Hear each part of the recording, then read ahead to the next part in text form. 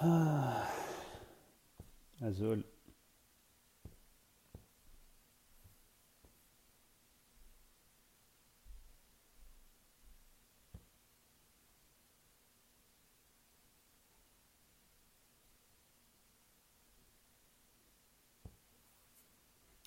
Azul, Hussein Mbiya, تحياتي. Azul ضم قران.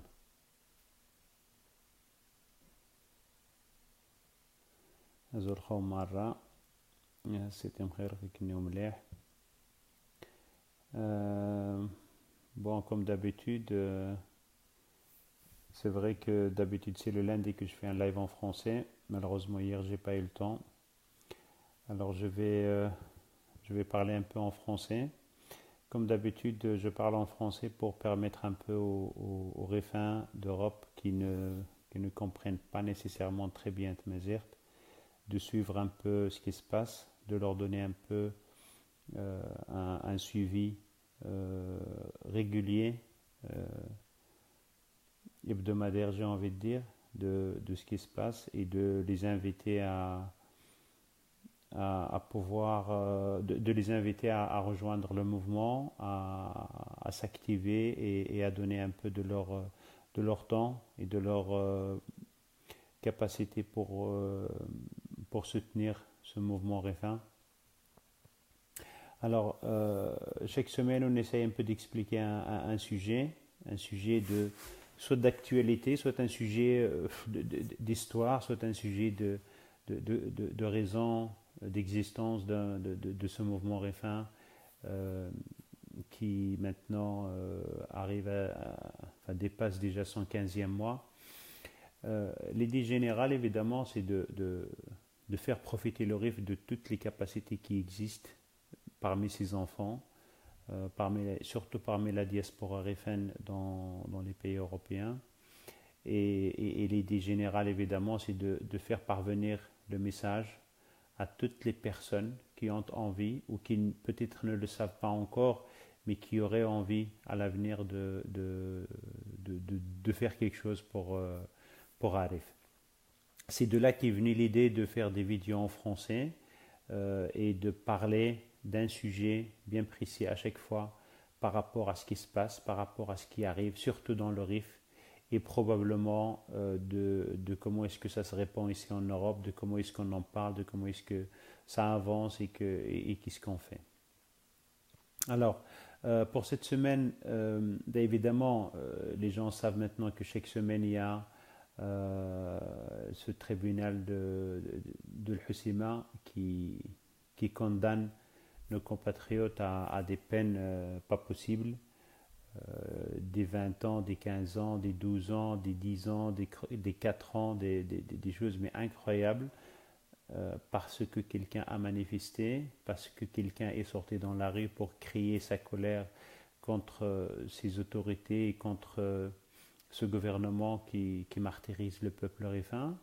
Et malheureusement, on ne peut pas rester les bras croisés à les regarder faire. Il faudrait qu'on avance, il faudrait qu'on fasse quelque chose, il faudrait qu'on trouve le moyen d'aller aider ces gens à retrouver leur liberté, d'aller aider ces gens en leur donnant les moyens, soit matériels, soit autres moyens d'aide par un avocat, d'aide par un juriste, d'aide par des idées, par un soutien, par les manifestations, en allant voir les institutions européennes, en allant voir les associations d'aide ou de droit internationales qui peuvent venir soutenir le peuple rifin dans son combat contre la tyrannie marocaine. Alors, ici en Europe, parmi les points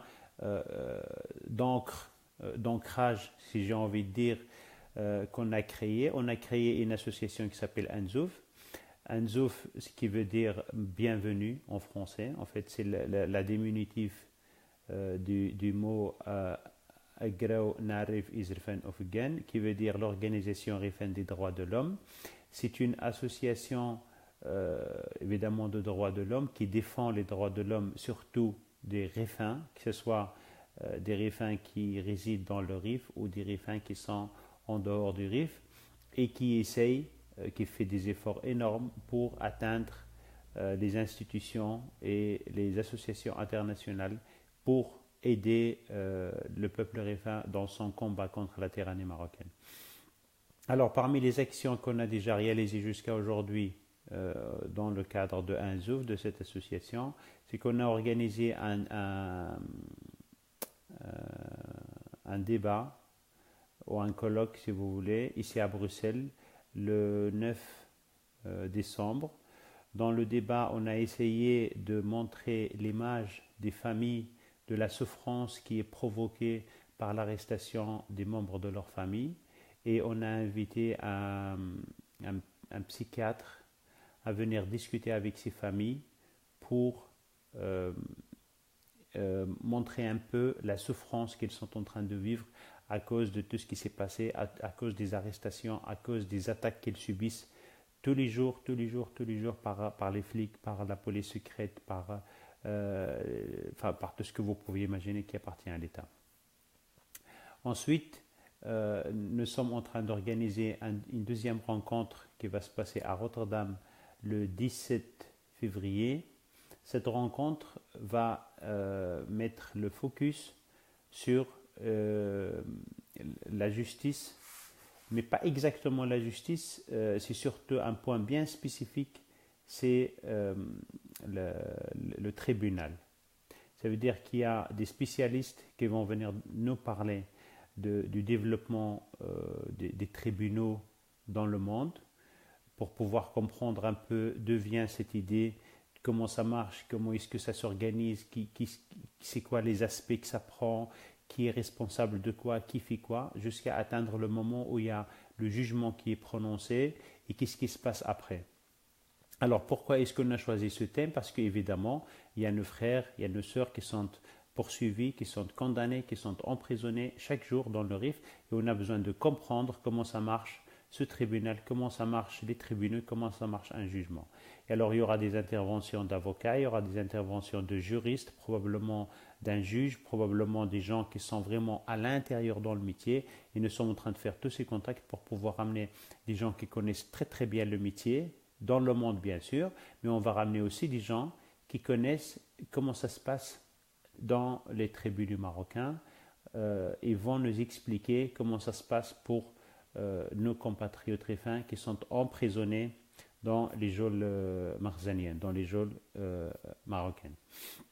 L'idée derrière ça, c'est quoi? L'idée, évidemment, c'est de nous mettre une image assez claire, assez nette de ce qui se passe tous les jours là-bas pour nous encourager, nous, à aller de l'avant, à donner de l'élan au travail qui est en train de se faire par différentes associations, entre autres l'association Anzouf, qui a comme objectif très, très, très court terme de mettre à disposition des familles un avocat, et surtout, pas nécessairement pour aller plaider devant le tribunal de Casablanca, mais surtout de pouvoir aller médiatiser la cause rifaine dans les télévisions, les radios, les journaux et globalement dans les médias européens, surtout en France où l'impact sur l'État marzanien est énorme parce que vous savez très bien que c'est la France l'allié principal de ce gouvernement fasciste. L'objectif long terme de Anzouf, évidemment, c'est de défendre les droits de l'homme pour les Rifins, que ce soit ceux qui habitent dans le Rif ou ceux qui habitent à l'extérieur. Alors, je vous invite tous à nous rejoindre pour le 17 février à Rotterdam. On donnera l'adresse très bientôt. On expliquera aussi comment est-ce qu'on peut s'y rendre et on donnera aussi le nom des personnes qui vont être présentes pour parler de ce sujet. Alors, je vois mon ami Mohamed Ouriachi qui est en train de parler que Arnouch sera à Paris le 4 février. En fait, Arnouch, c'est qui? Arnouch, c'est le ministre marocain de l'Agriculture. C'est lui qui est le premier responsable de la mort de Mohsin Fikri, vu que Mohsin Fikri a été tué à cause des poissons qu'il avait pêchés et qu'il a été poursuivi, et que le ministre de tutelle sur la pêche au Maroc, c'est le ministre de l'Agriculture. c'est ministre de l'Agriculture et de la Pêche maritime. Alors, il va venir apparemment à Paris pour soutenir un... Je ne sais plus exactement ce qu'il va faire là-bas, mais c'est une association qui essaie d'embellir l'image du Maroc à l'étranger. Alors, le 4 février, c'est dimanche, apparemment à 14 heures, il sera à Paris.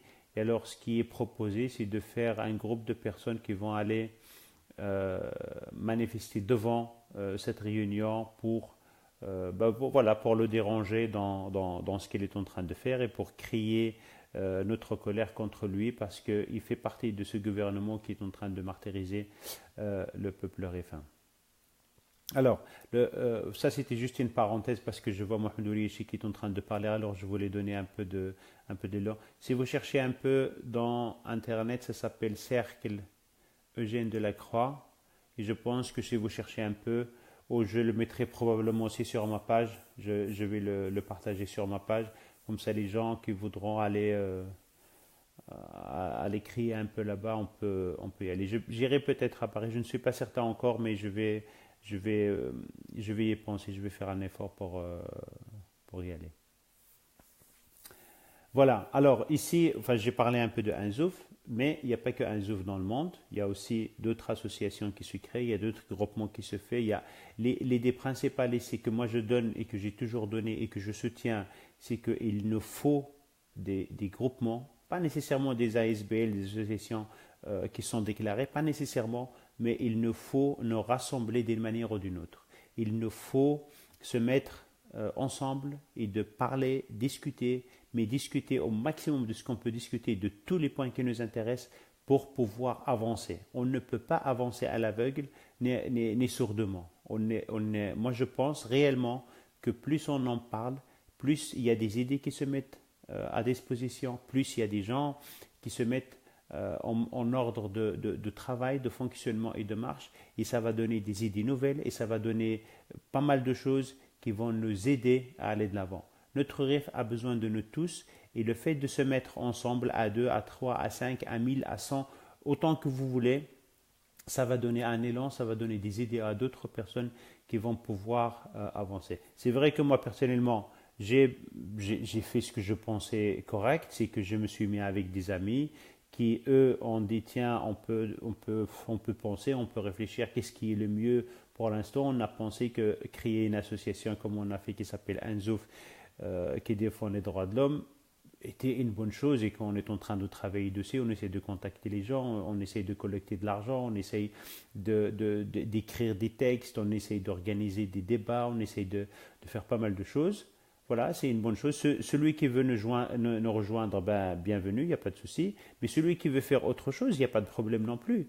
Moi, je trouve que c'est une bonne idée de voir c'est quel domaine, dans quel domaine est-ce que une personne peut travailler, peut se dire, tiens, moi je peux donner un maximum sur ce point ou je peux donner un maximum sur d'autres points et de travailler dessus.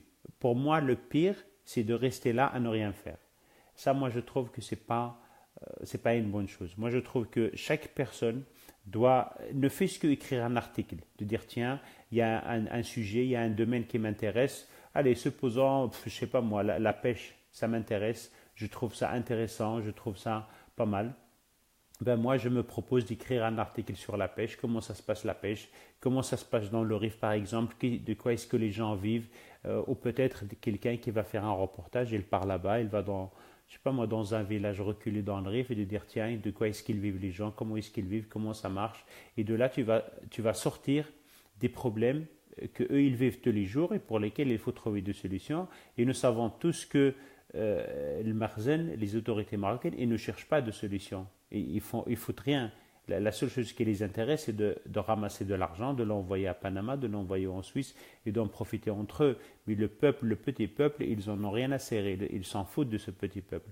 Alors que nous, de notre côté, on a l'obligation, on a le devoir d'aller se mettre de côté de ce peuple et de l'aider d'une manière ou d'une autre. Je ne sais pas de quelle manière est-ce que les gens ont envie, ou peuvent, ou ils ont les capacités de pouvoir aller aider quelqu'un, mais le fait d'en parler, ça crée un élan de solidarité, ça crée un élan de rencontre qui va permettre probablement à cette personne d'être aidée, et alors on aura participé d'une manière ou d'une autre.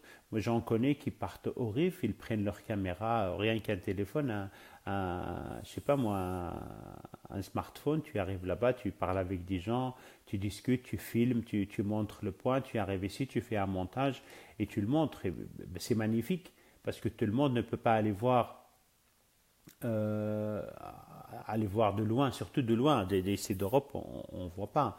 Mais une fois que tu es sur place, tu peux le faire.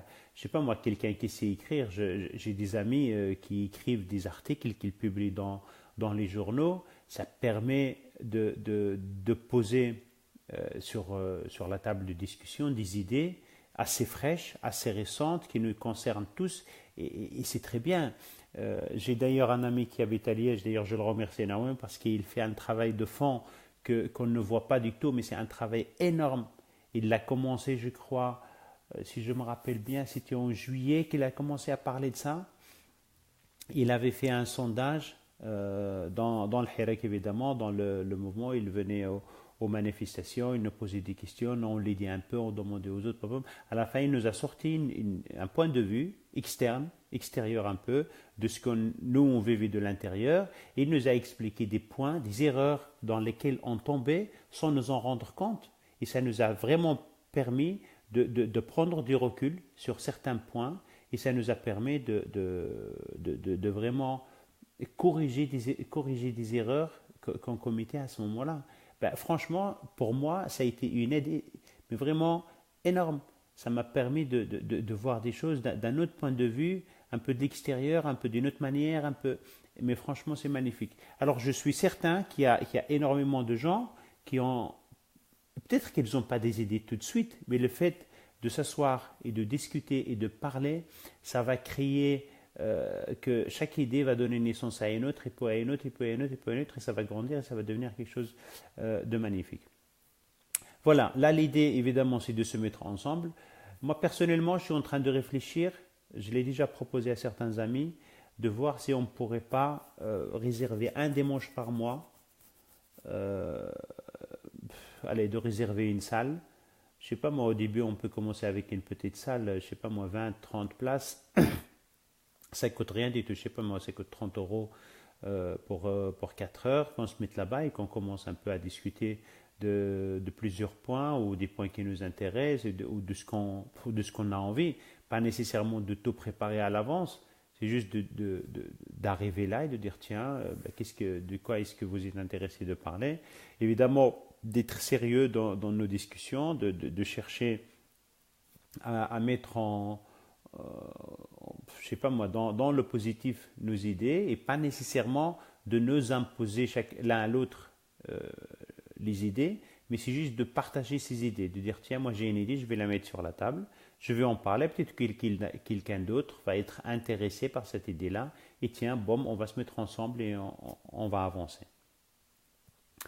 Il y a aussi une deuxième idée, ça probablement on va certainement le faire très rapidement, c'est de rendre visite à des villes, peut-être chacun dans son pays, mais ici en Belgique par exemple, on va partir un jour dans des villes où il y a beaucoup de Griffins, à Anvers, à Lokeren, à Gand, à Liège, je sais pas moi, à d'autres villes où il y a beaucoup de Griffins qui habitent là-bas, et de s'asseoir avec eux, de commencer à parler, discuter de, de Hirak, de les inviter surtout pour le 28 février. D'ailleurs, comme vous le savez, le 28 février 2018, bien sûr, dans un mois, il y a un débat qui sera organisé dans le Parlement européen par la parlementaire hollandaise Katy Perry.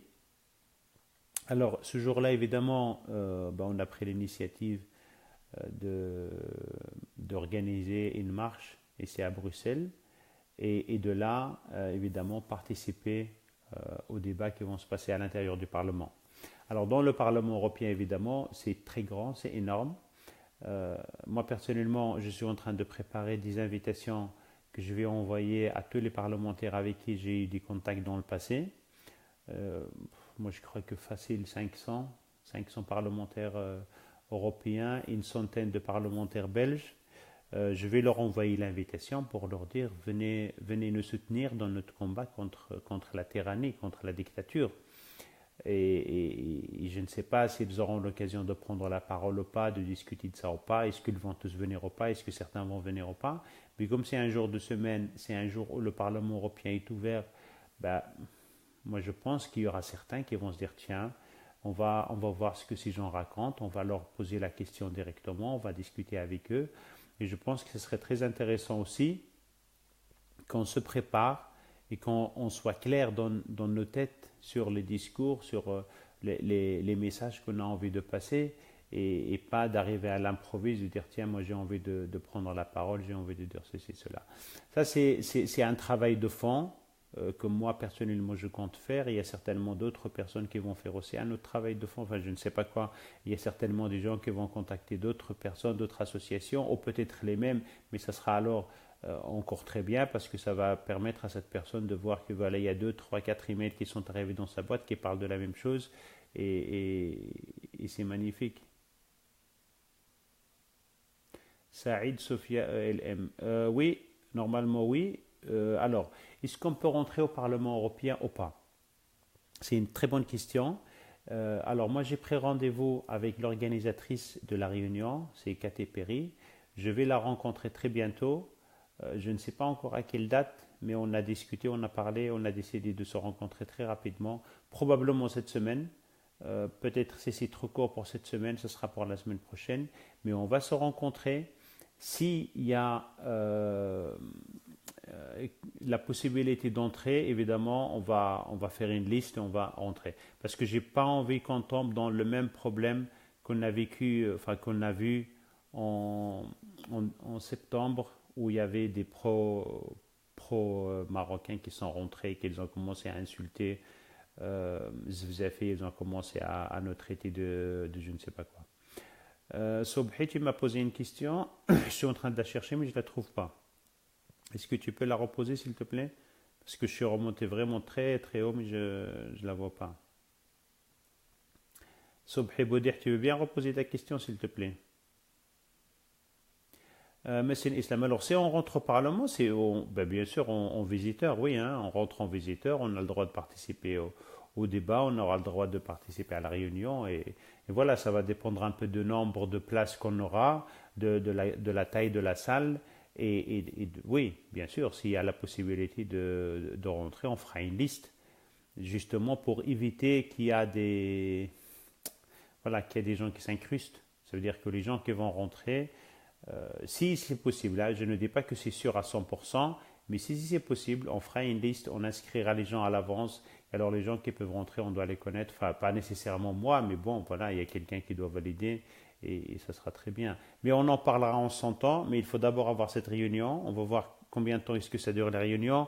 On va savoir c'est quoi les sujets qu'on va traiter, parce que le RIF est devenu un sujet énorme, parce que ça réunit tout.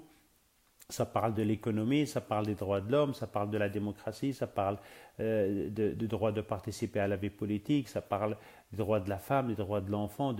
Le RIF, c'est devenu, je sais pas moi, énorme, c'est devenu très grand. Abou Sobhi, tu veux rentrer pour parler, c'est ça, hein, mais tu vas parler en français alors, hein? Marhaba. Alors, Saïd, Sophia Elem, c'est après la marche, bien sûr.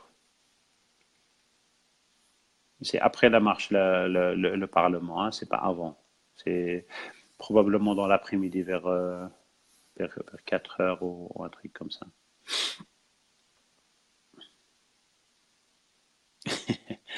Ah ouais, Al-Hussein, c'est vrai, il y a un ami là qui est en train de dire, il y a la région d'Andalousie a donné 75 millions d'euros au gouvernement marocain pour développer le RIF et ils n'ont rien fait. Ils l'ont mis dans leur poche et ils sont partis. Sobhi, ouais, ça marche pas. Qanir, Tchik, ça ne veut pas passer. Qu'est-ce qui se passe là? T'as pas reçu l'invitation? Ou c'est peut-être trop tard. Refais la demande.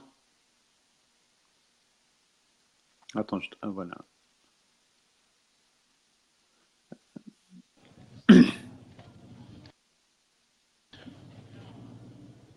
زول Azul, تطوريخشك Azol, j'ai une petite question, Mustapha. Je voudrais Mhm. savoir si la Fondation Azul a reçu tous les documents juridiques qu'il indique comme une institution ou un centre qui respecte les procédures juridiques qu'il indique comme une institution, association légale. Merci, c'est tout. Avec Abu Dhabi. Bon, Enzo, c'est vrai, il a fait la demande. Ça prend du temps. On en a déjà parlé. Ça prend du temps pour Enzo. Pourquoi? Parce qu'on a fait une demande d'une association internationale. C'est pas une simple ASBL comme on l'entend ici en Belgique. Une ASBL, tu peux le faire en 3 heures. Hein. Tu crées les statuts, 3 personnes qui signent et c'est bon, tu es une association. Ici, nous, on a fait le choix de faire une association internationale. L'association internationale exige la signature du ministère de la Justice et notre dossier il est devant le ministère de la Justice. Ça veut dire on a introduit notre demande, on n'a pas encore reçu la réponse, mais nous, on a fait tout ce qu'il fallait et voilà. C'est la bureaucratie qui nous retarde un peu avant de recevoir avant de recevoir l'autorisation finale. Mais nous, de notre côté, on n'a plus rien à faire. On a fait notre travail, on est passé par un notaire, on a payé ce qu'il fallait payer, on a donné tous les documents qu'il fallait, les copies de carte d'identité, les engagements, les statuts, on a fait une assemblée générale, enfin voilà, tout est correct. La seule chose qui reste maintenant, c'est que j'ai contacté le notaire la semaine passée, je crois vendredi. Je lui ai envoyé un email pour lui poser la question où est-ce qu'il en était le dossier. Ben, il m'a dit oui, il est sur le bureau du ministère ou du ministre de la Justice. Ben, il répondra un peu quand il en a envie. Après ça, il y a l'inscription au tribunal de commerce de Bruxelles, parce que c'est comme ça que ça se passe ici en Belgique. On s'inscrit devant le greffe du tribunal et après on reçoit un numéro d'identification de l'association. Après voilà, ça marche. Ça ne nous a pas empêché de travailler parce qu'en Belgique, il y a une chose que probablement beaucoup de gens ne savent pas.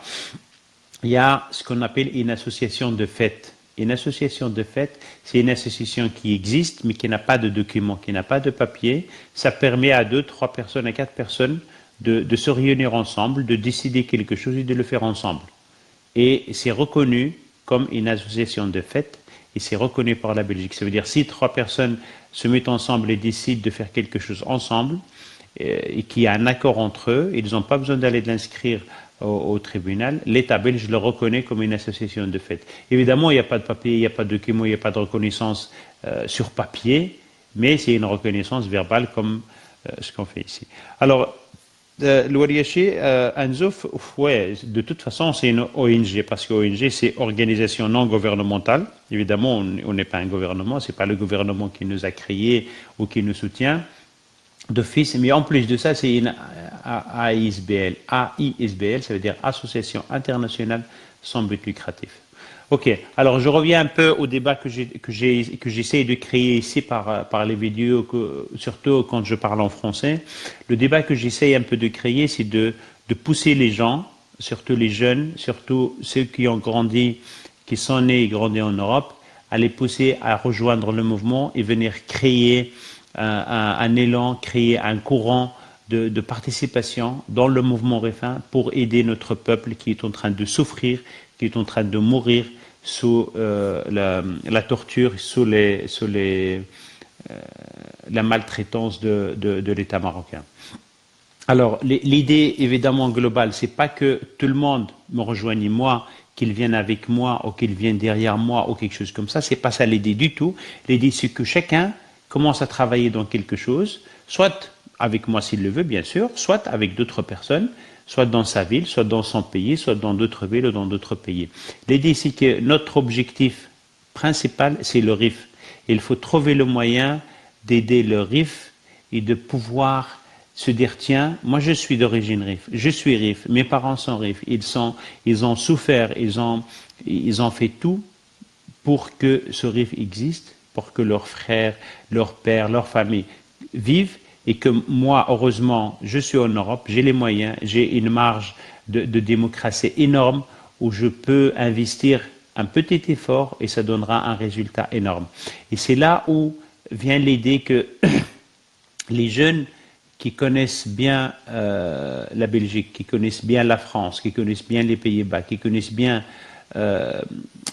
toutes les villes et les pays européens, ils ont la possibilité d'aider ce peuple mieux que quelqu'un qui a débarqué, qui est venu de là-bas et qui essaie de s'en sortir. Pourquoi? Parce que d'abord, ils connaissent très très bien la mentalité européenne. Ils connaissent très très bien comment ça marche en Europe. Ils connaissent les ficelles, ils savent, ils ont aussi la parole facile, ils arrivent à convaincre assez facilement.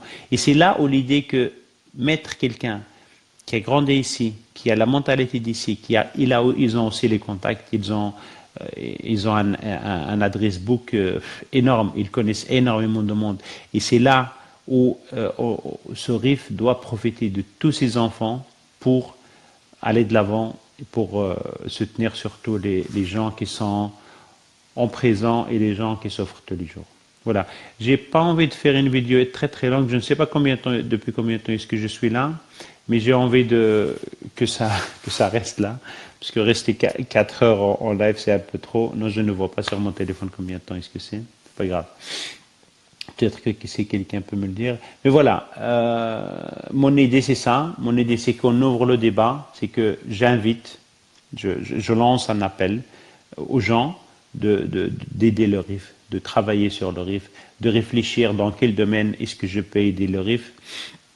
Il y a des domaines qui sont très urgents. Je prends l'exemple du domaine de la santé. Le domaine de la santé il est catastrophique.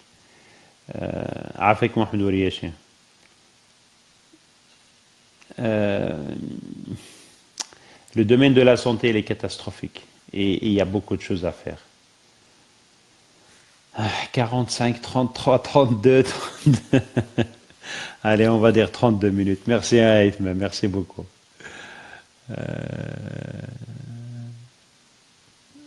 Ok.